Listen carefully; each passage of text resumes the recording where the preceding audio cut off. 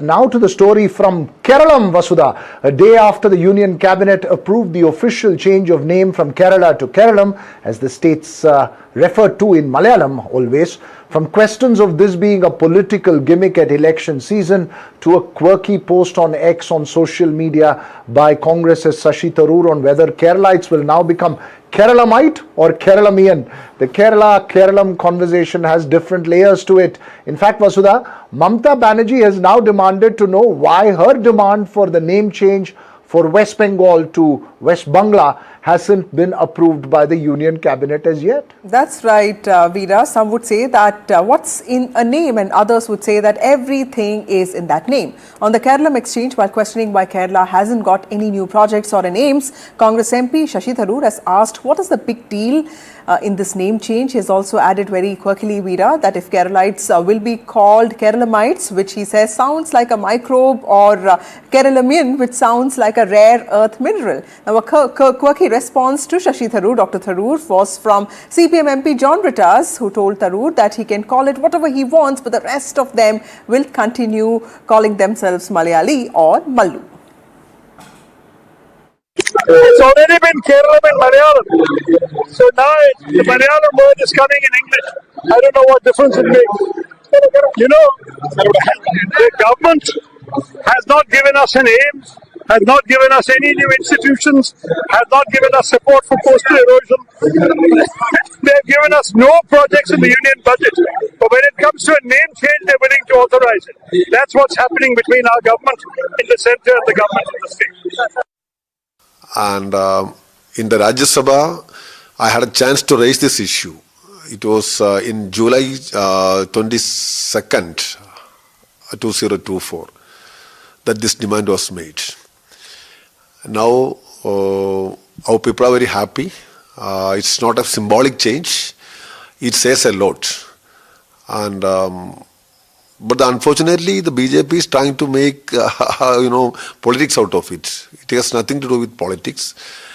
It is the sincere wish and demand of the millions of Keralites, and we welcome this decision. দেখুন কেরালার নাম কেরালাম হয়েছে এতে আমরা খুশি।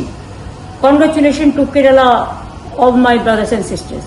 কিন্তু সাথে সাথে এটা আমি নিশ্চয়ই বলবো যে আমাদের বাংলা রাজ্যের নাম দেওয়ার ব্যাপারটা আমরা দু তিনবার করে করে বারবার কেন্দ্রের থেকে সংশোধনী এসছে, যা যা বলেছে সব করে দিয়েছে, কিন্তু গত 5 বছর ধরে বাংলার নামটা কিছুতেই ওরা দিচ্ছে না। কেরালাটা আপনারা নতুন চ্যাপ্টার ওপেন করলেন, সেখানে সিপিএমের সাথে আপনাদের ভাব হয়েছে বলে আপনারা তাদেরটা করলেন। আপনি করেছেন, ভালো করেছেন, আমি আপনাকে কনগ্রাচুলেট করছি, কিন্তু আপনি বাংলাটা বাদ দিলেন কেন?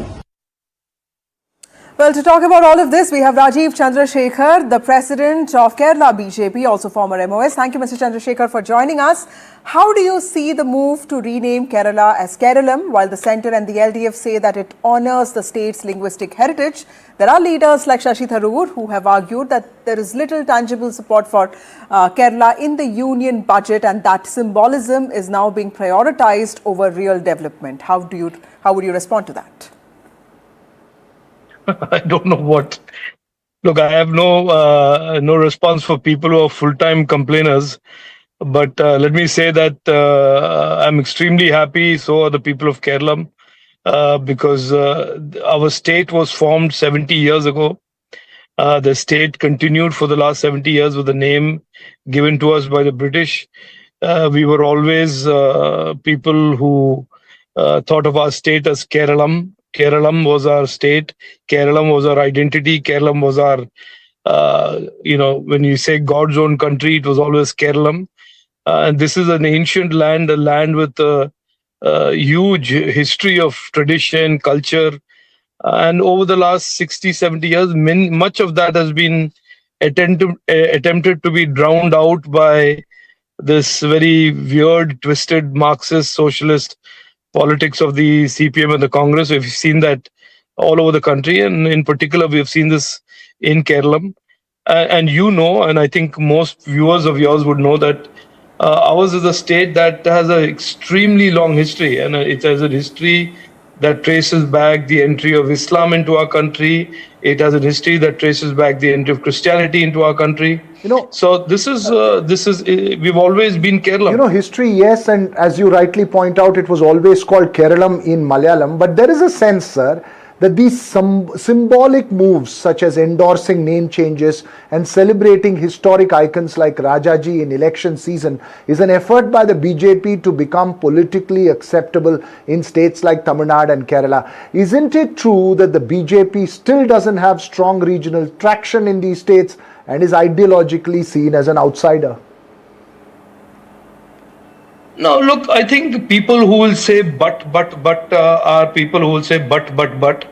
The BJP, in particular, Prime Minister Narendra Modi ji, in the last 11 years has a track record of completing many incomplete agenda issues. I mean, across the length and breadth of our country, there has clearly been, I can list out projects, infrastructure projects, revival of things that are very dear and core to our history and tradition that his government has undertaken. Now, it is a fact that over the last 70 years, many things that should have been done, and I'm giving you examples. The National War Memorial is an example.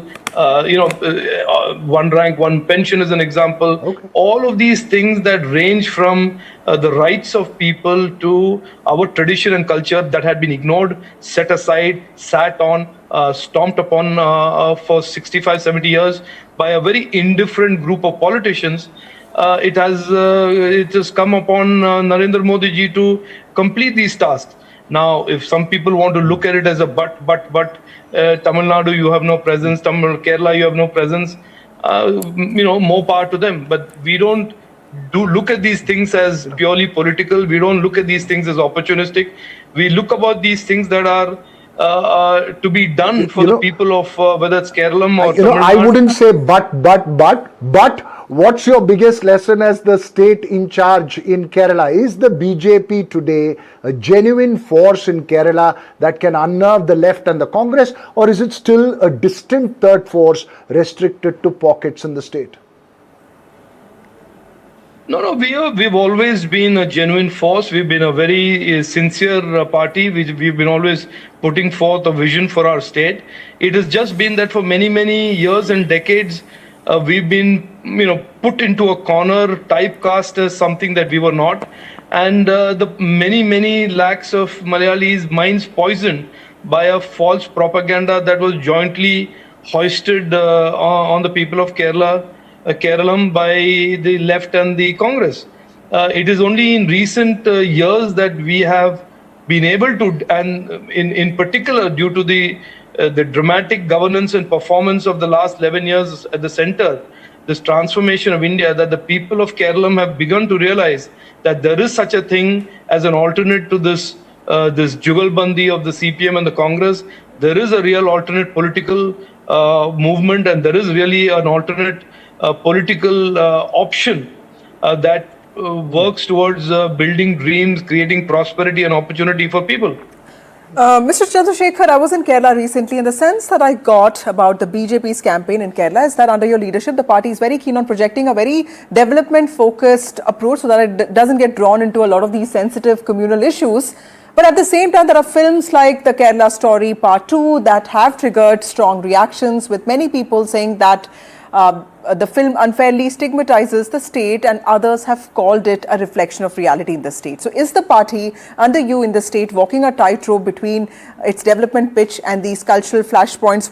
How would you respond to a Kerala Story 2? No, look, I have our party's view on movies, books, literature, speeches, songs remain consistent. In this country, everybody has a right to express his opinion or her opinion, whether it's through poetry, through song, through music, whatever, as long as it doesn't violate the law.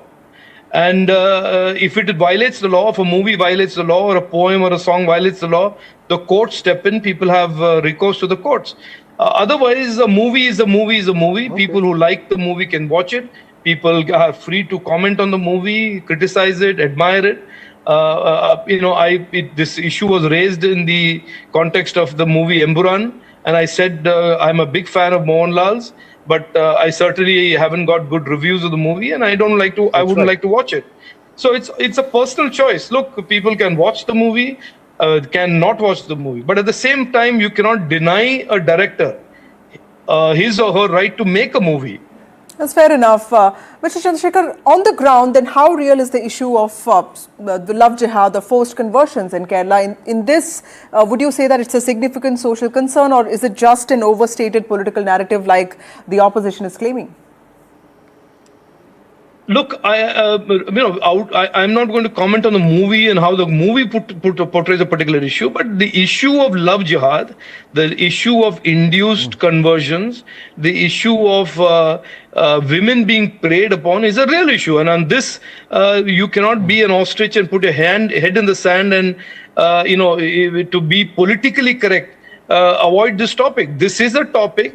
There are real victims. I can point out to a very recent victim in Kodamangalam recently where the girl committed suicide. And so these are real issues.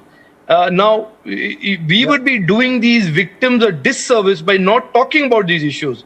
Now, and just because somebody talks about this issue, on the other hand, you should not cast him and brand him as some sort of a communal, sort of a person who's trying to bait a community. These are real issues. There are real crimes. There are real victims of these crimes, and it is important that we have the confidence to have a discussion and debate about these issues without having to be typed or branded or forced into a corner just because we have a particular view on the subject. It's a contentious conversation, but on that note, we're running out of time. I hope when we come to Ente Keralam, you will give us puttu and kadalakari along with appam and have this conversation with us. Oh, absolutely. Look forward to that, and we welcome you to Nammude Priyapatta Keralam. Thank you, Mr. Chandrasekhar, for joining us. That was BJP President of Kerala, Rajiv Chandrasekhar, speaking on Kerala becoming Keralam and also the impact of Kerala Story Part 2. Well, Keralam or Kerala, Vasudha, I'm sure the puttu, kadlakari, and perhaps to those who eat it, the beef will taste the same. But joining us this evening is also Congress's Rajya Sabha MP from Keralam, Jebi Mathur. Thanks very much for speaking to us. It will take time for us English-speaking non-Malayali journalists to start calling it Keralam instinctively. The BJP says that this is a move that reflects the Prime Minister and the Centre's intentions to, ensure and protect Kerala's identity and respects the aspirations of the people. What's the Congress's Keralam response? The people of Keralam and Kerala, their aspirations are totally ignored by the government, and now they come up with a name change, and they expect the people of Kerala to bow down and to give bouquets to the Prime Minister because name is changed. When what we demanded, nothing is given to the state of Kerala.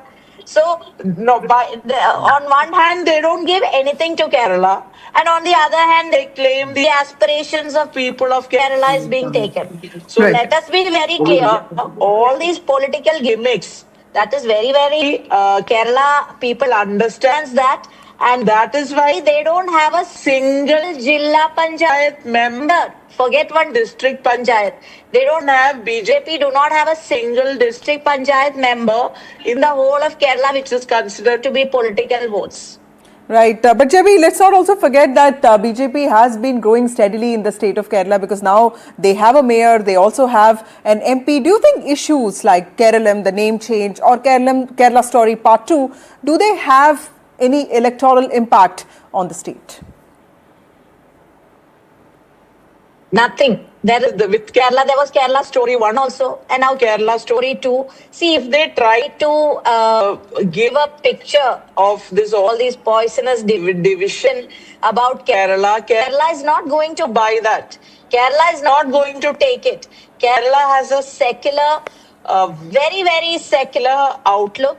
You take there are hundreds and thousands of reasons why we say Kerala is a very secular state, and BJP is the divisive agenda, this venomous, poisonous agenda of dividing the people in the lines of religion is not going to hold water in the state. And certainly, all these they will try. Now elections are just about few, we cannot even say now months, maybe even weeks together, it will be announced. And then they will try, but it is not going to have any impact on the election result. I agree, they have an MP, they have a mayor, but where they have an MP, please check where they have MP, which that corporation is now won by great majority by Congress party. Doesn't matter you call Kerala or you call Kerala Keralam.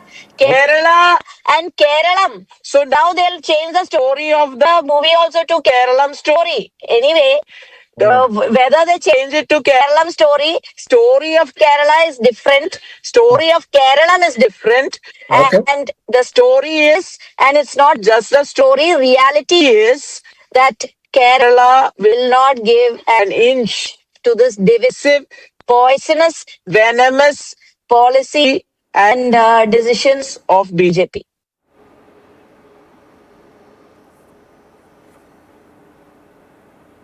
Thank you, JB Mathur, for joining us with those insights. Well, yes, Vasudha, that conversation goes on, but joining us on this conversation for a quick check of, shall I say, the Malayali sentiment, senior journalist Anand Kochakudi, and also we'll have author and activist Rahul Ishwar join us in just a bit. Anand, thanks very much for being here.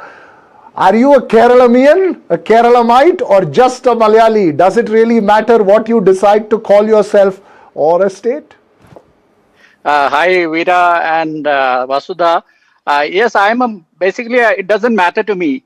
It's just like, Shakespeare's what's in a name, it's rose would smell as sweet. So, it doesn't matter whether it's Kerala or Keralam. Of course, the politicians, they have their cultural and, goals and their wars to fight. And I'm more concerned, I would be more concerned if, if a story like Kerala story or Keralam story, rather, if they want to change the name of the film, if that kind of film is made, I'd be more concerned rather than Kerala, changing to Keralam. Of course, there's a historical aspect to it. Kerala, as Keralam, was recorded in the edicts of Ashoka back in BC, That's right. 3rd century. So, the word Keralam was there. The Malayali identity has been there for that long, and even in the Puranas, Mahabharata, Ramayana, it's recorded. So I have no problem whether it's Kerala or Keralam. But of course, when propaganda films get made, that concerns all of us Malayalis. Right. But Anand, talking about this propaganda film, but let me also ask you, what do you have to say about this whole back and forth that's going on between Dr. Shashi Tharoor and John Britas? Because there's so much about the linguistic identity of the state, but at the same time, this thing that, it's become the UDF versus the center, UDF versus also the state. I would say that perhaps my friend, my senior colleague John Britas is perhaps a bit anguished that Dr. Tharoor did not cut his ties with Congress and leave the party or join them as he probably expected. They were trying to get him to be a left fellow traveler, but somehow the Congress central leadership prevailed upon Rahul Gandhi, gave him an audience and prevailed upon him to stay put with the Congress. And the other day I heard him say in an interview that the Congress will just throw him out like a disposable syringe after the election. Whether that happens or not, that remains to be seen. But I think when it comes to Dr. John Britas, he is making the statements because he has some political goals of his own or political goal scoring of his own to do. Right. Okay, beyond just these two personalities, largely, Anand, one of the questions that's been raised is whether it's Keralam or Kerala, the BJP has been putting up a very strong effort as far as Kerala is concerned. It's one of the experiments for the party down south, just as it is in Tamil Nadu as well. Do you see any of this actually gaining traction? Because a lot of it, many would argue, is symbolically aimed at sending out an image that, look, this is not a North Indian party, it's a party that's willing to embrace, and a prime minister who's willing to embrace the local culture and the local identity. Do you see that cutting ice in Malayali heartland, or do you still believe that that's still a long way away? See, when Rajiv Chandrasekhar was made the state president, it definitely made a difference, because he is not the run-of-the-mill politician who, the hardcore Sanghi politician of Kerala. He is a businessman. He comes from without that baggage. So, of course, he is, more acceptable to the minorities. But the problem is that in the union budget, the state of Kerala was shortchanged. There was nothing for Kerala. Then, the symbolic things do not matter as much as what the state receives in That's a very important point, Anand. Let me take that to Rahul Ishwar, who's joining us now. Rahul Ishwar, the sentiment that symbolic things don't really matter, the tangible ones are the ones that matter. How would you respond to that? And are you happy that Kerala is now Keralam? And are you used to saying it? Because, when Madras became Chennai, I remember a lot of people still continue calling it Madras, or Madras Patnam, or Bombay is still used in a lot of references. Still do. How used to are you calling Kerala Keralam? As a proud Malayali, I am happy because it is called Keralam. Keralam has been the civilizational name for centuries altogether. It was anglicized to become Kerala. And why should we have any kind of a political debate over it? I believe we should be non-partisan, and we should be happy that it should be called Keralam. Both me and Anandji comes from, Kerala. In English, we used to call it Kerala. But can't we accept such good points? I think we should thank Modi ji, because it is a welcome move, and we should see it beyond the prism of politics. I'm a huge admirer of Shashi Tharoor sir, no doubt, but at the same point of time, Keralam is the real name of Kerala for centuries altogether, and we have been calling the name Keralam itself. So I think it's a welcome change. We should have a decolonization project with negatively, which is affecting our culture. We should be upholding our culture, tradition and history, and we should be positive and happy about it.